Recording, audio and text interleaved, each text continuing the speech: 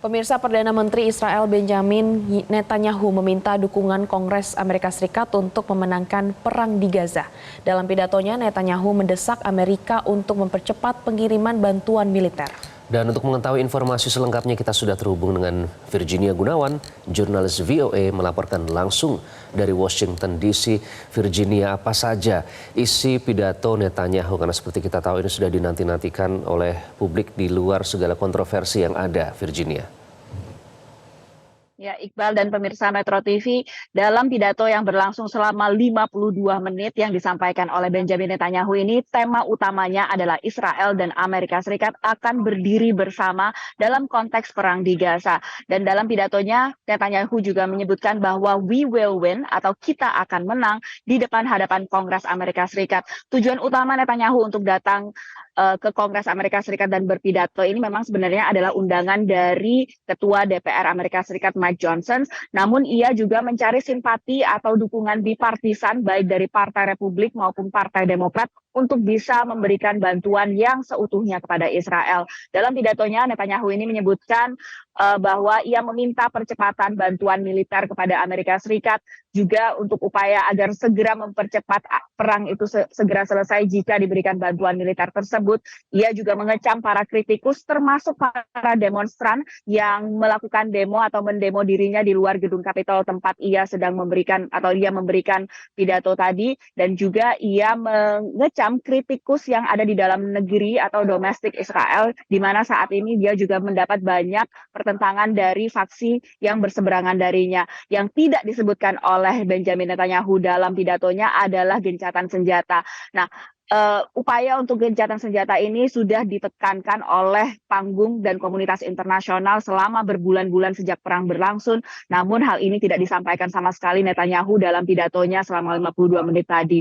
Yang pada di sekitar akhir pidatonya ini, Netanyahu kembali merap up atau mengembalikan posisinya untuk mencari dukungan bipartisan, termasuk dengan menyanjung petahana Presiden Joe Biden yang mengatakan bahwa Joe Biden ini adalah teman Israel selama hampir setengah abad, dan kemudian beralih untuk berterima kasih kepada mantan presiden sekaligus calon presiden dari Partai Republik Donald Trump yang pada saat ia menjabat itu menjadi broker atau penengah bagi Abraham Accord atau perjanjian Accord, di mana ini menormalisasi hubungan antara Israel dan negara-negara di Timur Tengah.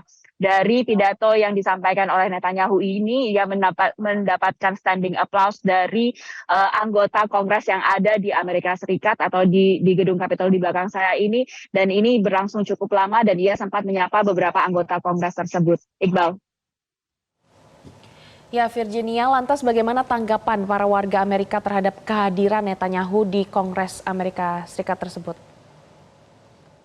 Ya, kalau misalnya Anda lihat di belakang saya, ini masih ada beberapa pagar yang didirikan oleh aparat keamanan, dan ini sudah didirikan sejak beberapa hari yang lalu.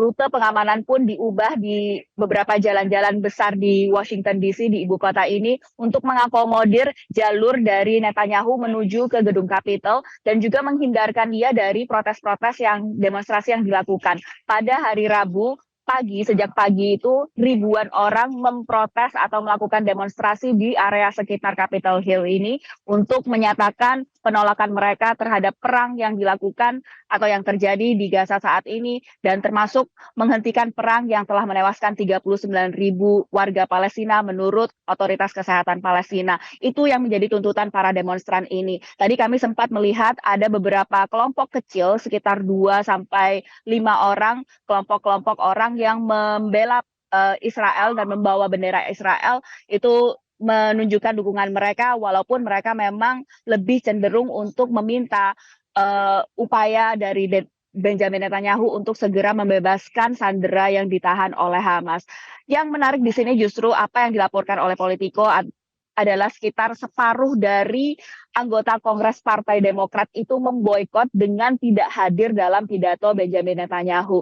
Dari mereka yang memboikot atau tidak menghadiri pidato tersebut ini adalah orang-orang atau anggota Kongres Partai Demokrat yang cenderung lebih progresif, yang menolak langkah-langkah yang sudah diambil oleh Benjamin Netanyahu selama perang yang sudah berlangsung selama 9 bulan ini. Dan dari beberapa yang hadir di situ, ada seorang yang yang justru hadir, yaitu satu-satunya anggota Kongres Amerika Serikat berketurunan Palestina, Rashida Tlaib, yang justru hadir menggunakan kafiyeh dan membawa papan bertuliskan penjahat perang ketika Benjamin Netanyahu itu menyampaikan pidatonya. Dan ini menjadi sebuah pemandangan yang cukup kontras dibandingkan dengan ketidakhadiran para anggota Kongres Partai Demokrat yang lainnya. Gloria.